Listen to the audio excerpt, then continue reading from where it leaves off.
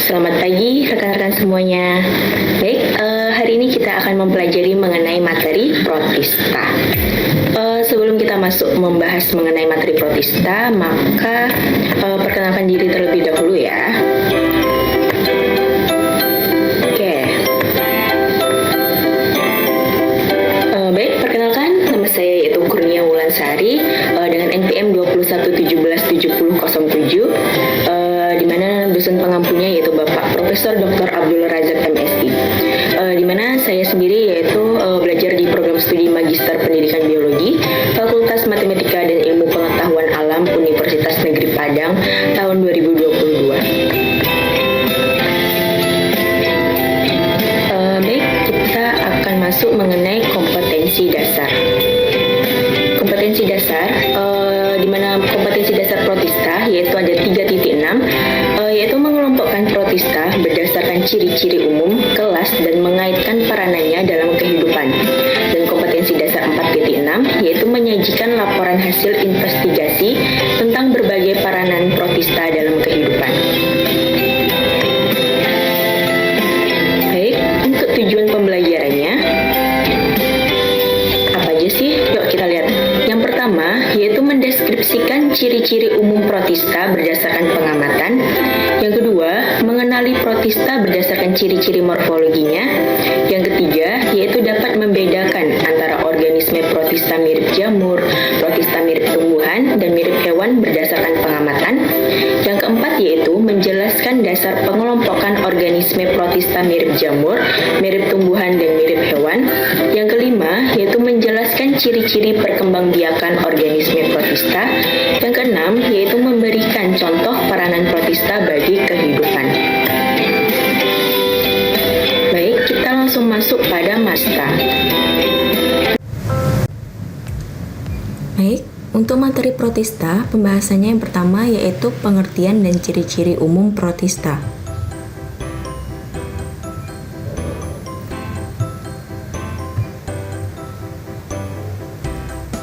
Protista, ada yang tahu nggak apa itu protista? Apa? Belum tahu? Oke. Nah, ini dia.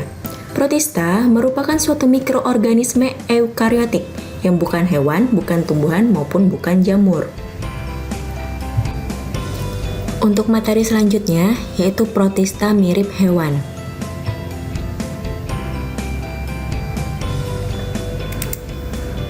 Nah, protista mirip hewan atau protozoa merupakan organisme yang bersifat seluler dalam ukuran yang mikroskopis, di mana protista mirip hewan ini bereproduksi secara aseksual dan juga dengan seksual. Hewan tersebut bisa bergerak secara aktif. Nah, klasifikasi protozoa berdasarkan alat geraknya itu terbagi atas filum Rhizopoda, Flagellata, Ciliata, dan juga dengan sporozoa. Untuk lebih lengkapnya, kita akan bahas satu persatu. Yang pertama yaitu filum Rhizopoda. Rhizopoda atau disebut juga dengan Sarcodina merupakan protozoa yang bergerak dengan menggunakan pseudopodia atau kaki semu yang disebut dengan gerak amoeboid. Nah, ciri-cirinya yang pertama bersifat uniseluler, yang kedua heterotrof, yang ketiga bergerak dengan pseudopodia secara amoeboid, yang keempat yaitu reproduksinya secara aseksual dengan pembelahan binar. Contohnya, yang pertama yaitu pada amoeba terbagi atas dua, Ectamoeba dan Entamoeba, di mana Ectoamoeba itu hidupnya di luar tubuh organisme, contohnya seperti Amoeba proteus dan juga Diflugia.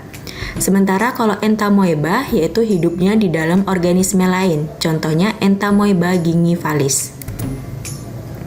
Yang kedua yaitu Actinopoda, mempunyai pseudopodia ramping dan menyebar atau disebut dengan aksopodia. Tubuhnya berbentuk bola, contohnya seperti Heliozoa dan Radiozoa. Nah, ini adalah gambar dari Actinopoda.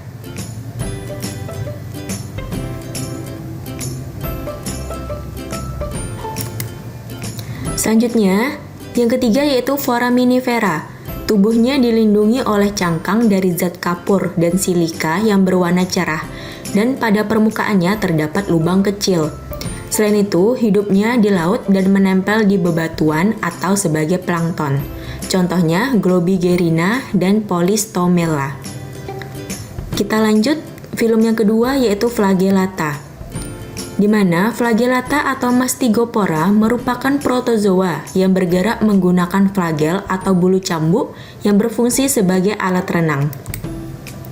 Nah, ini adalah gambar dari film Flagellata itu sendiri. Nah, ini adalah flagel atau bulu cambuknya.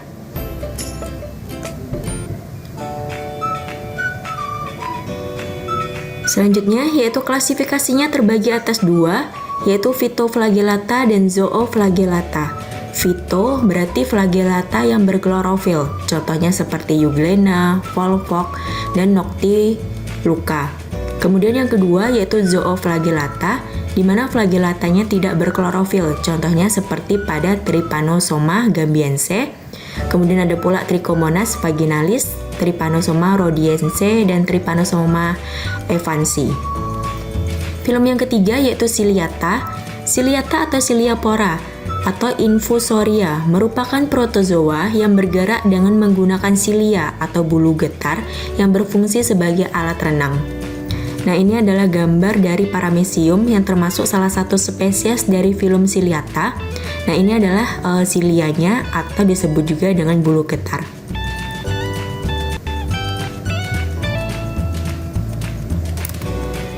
Nah, klasifikasinya terbagi atas dua, yaitu Ciliata motil atau bergerak bebas, contohnya seperti Paramecium, Didinium, Balantidium coli. Yang kedua yaitu Ciliata sesile, di mana hidupnya menetap dan biasanya hidup di permukaan dasar laut. Contohnya Vorticella, kemudian ada pula Stentor.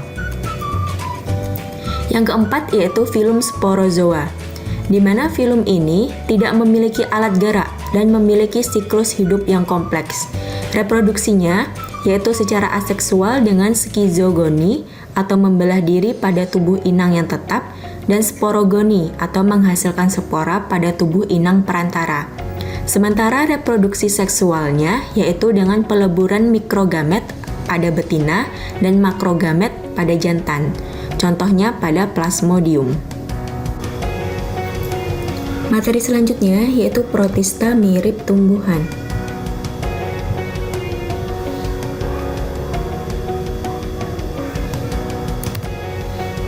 Nah, protista mirip tumbuhan disebut juga dengan fitoplankton, di mana bersifat uniseluler, atau alga atau ganggang yang bersifat multiseluler.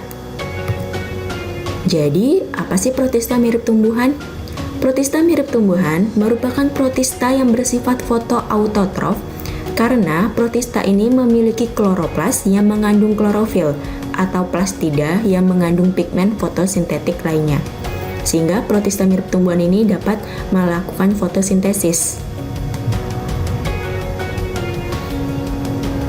Lantas, ciri-cirinya apa? Ini dia. Yang pertama, alga itu bersifat uniseluler ataupun multiseluler. Yang kedua, ukuran tubuhnya bervariasi, mulai dari yang mikroskopis atau berukuran kecil, ada pula yang makroskopis atau berukuran besar. Yang ketiga, bentuk tubuhnya tetap karena memiliki dinding sel. Yang keempat, bentuk tubuhnya juga bervariasi, ada yang bulat, oval, atau berbentuk seperti buah pir. Yang kelima, alga yang uniseluler ada yang hidup soliter dan ada yang membentuk koloni.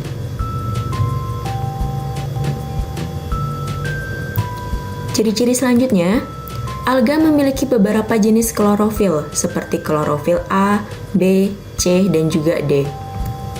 Ciri-ciri yang ketujuh, bentuk kloroplasnya juga bervariasi. Ada yang berbentuk spiral, cakram, bulat, jala, bintang, mangkuk, ataupun pita. Yang kedelapan, memiliki pigmen fotosintetik yaitu xanthofil berwarna kuning, vicocyanin berwarna biru, fucoxanthin berwarna coklat, phycoerythrin berwarna merah, dan karotenoid. Yang kesembilan, cara hidupnya ada yang seperti plankton, atau melayang mengikuti arus air, neuston mengapung atau berenang di permukaan air, dan ada yang berupa bentos, yaitu melekat di dasar perairan. Yang ke-10, reproduksi aseksual dengan pembelahan binar, fragmentasi, dan pembentukan spora vegetatif. Yang ke-11, reproduksi seksualnya dengan konjugasi, singagami atau isogami, dan anisogami. Baik, kita masuk ke materi selanjutnya, yaitu klasifikasi ganggang, di mana ganggang terbagi atas beberapa filum. Untuk lebih lengkapnya, kita akan bahas satu persatu.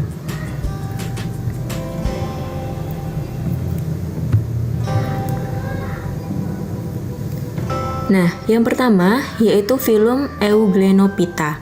Apa sih ciri-cirinya? Ini dia. Di mana Euglenophyta memiliki pigmen utama berupa klorofil A dan juga klorofil B. Cadangan makanannya disimpan dalam bentuk paramilum. Di mana filum ini bersifat uniseluler. Dinding selnya berupa selulosa yang dilengkapi oleh pelikel, serta memiliki bintik mata yang tersusun atas pigmen vicobilin, yaitu pigmen berwarna merah biru. Contohnya pada spesies Euglena viridis, di mana spesies ini dapat berfungsi sebagai parameter pencemaran. Nah, ini adalah gambar dari filum Euglenophyta.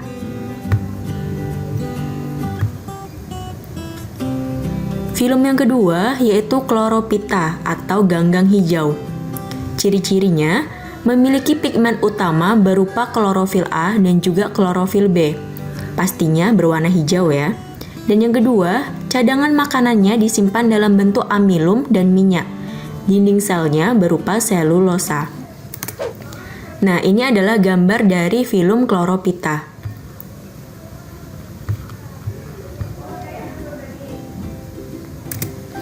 Nah, di mana Chlorophyta terbagi atas beberapa bentuk, yaitu ada yang berbentuk seperti bulat mangkuk.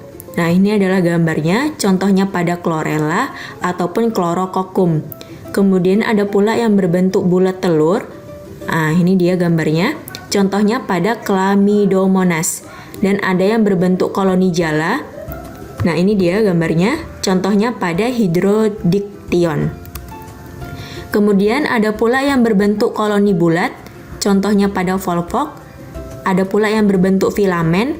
Nah, filamen ini contohnya pada Spirogyra, yaitu bentuknya spiral. Dan ada pula pada Eudogonium ulotric, yaitu berbentuk jala. Kemudian ada pula yang berbentuk talus, contohnya pada ulva. Nah, ini dia gambarnya, contoh atau disebut juga dengan selada laut.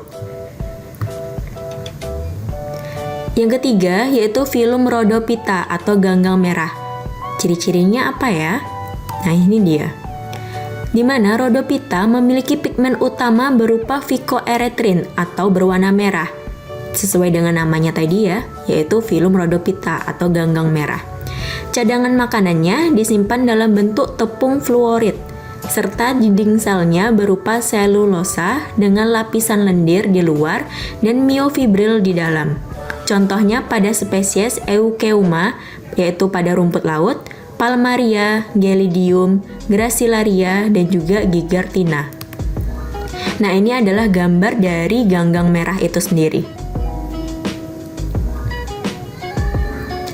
Yang keempat yaitu filum Pyrophyta atau Dinoflagellata. Yang keempat yaitu filum Pyrophyta atau Dinoflagellata atau disebut juga dengan ganggang api. Ciri-cirinya memiliki pigmen utama berupa karoten, yaitu berwarna jingga, dan xanthofil berwarna kuning yang peka terhadap cahaya. Yang kedua, dinding selnya berupa selulosa. Yang ketiga, tubuhnya mengandung fosfor yang bersifat fluorescens yang dapat memancarkan cahaya biru di malam hari.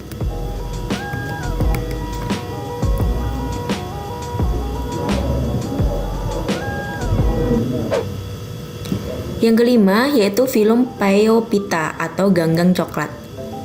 Ciri-cirinya memiliki pigmen utama berupa xanthofil atau berwarna kuning dan fucoxanthin berwarna coklat.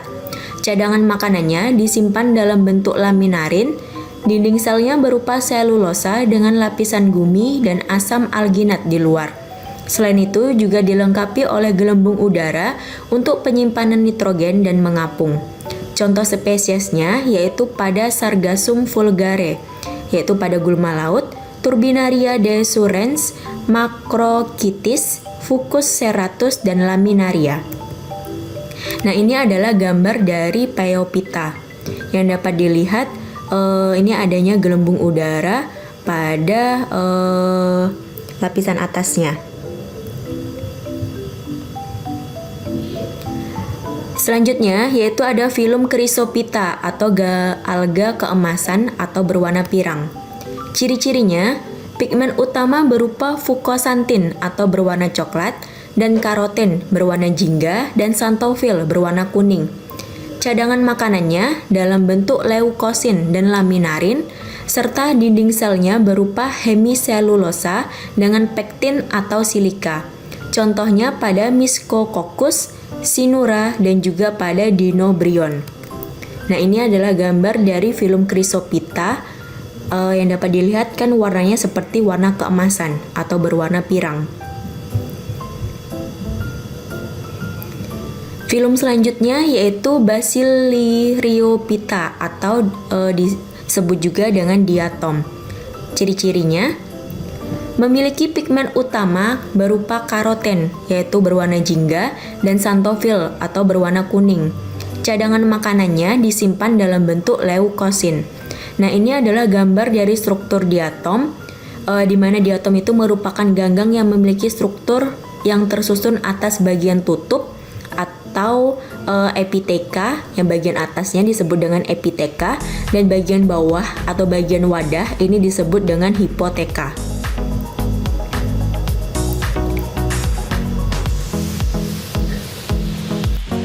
Klasifikasi yang ketiga yaitu protista mirip jamur.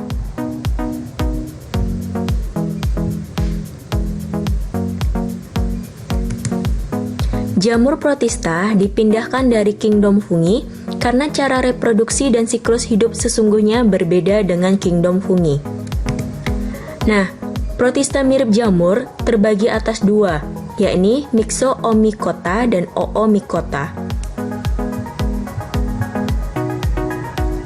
Kita bahas Myxomycota atau disebut juga dengan slime molds. Ciri-cirinya, yang pertama heterotrof, yang kedua aseluler, yang ketiga berpigmen kuning, jingga atau warna tarang lain, yang keempat alat geraknya berupa pseudopodia atau flagellum.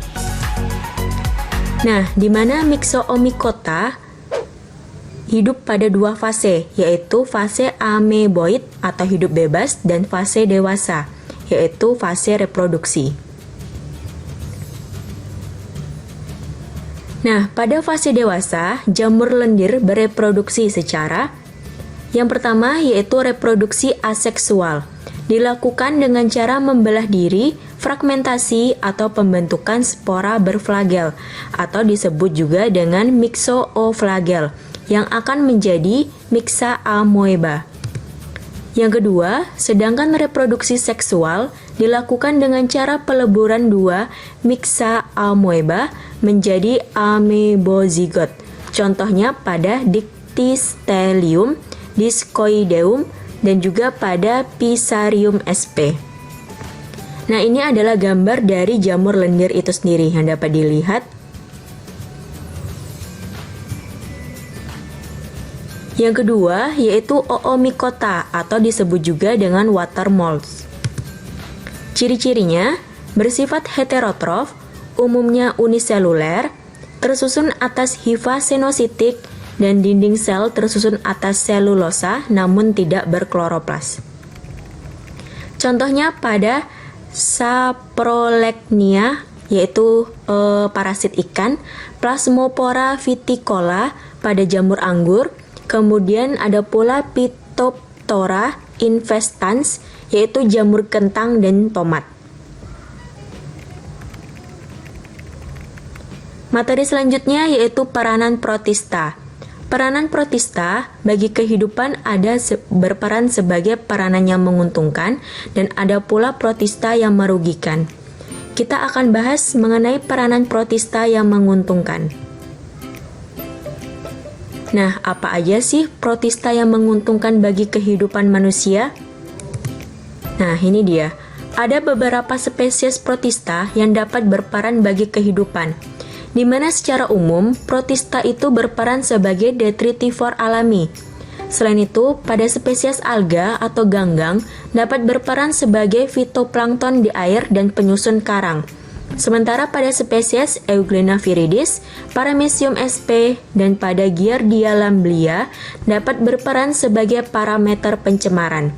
Sementara pada Rhodophyta dapat berperan sebagai penghasil karagenan untuk es krim dan agar-agar. Sedangkan pada spesies Phaeophyta dapat berperan sebagai penghasil alginat untuk pengemulsi es krim, obat-obatan, kosmetik, dan juga cat. Selanjutnya, pada spesies Laminaria lavania dapat berperan sebagai bahan pupuk dan pakan ternak.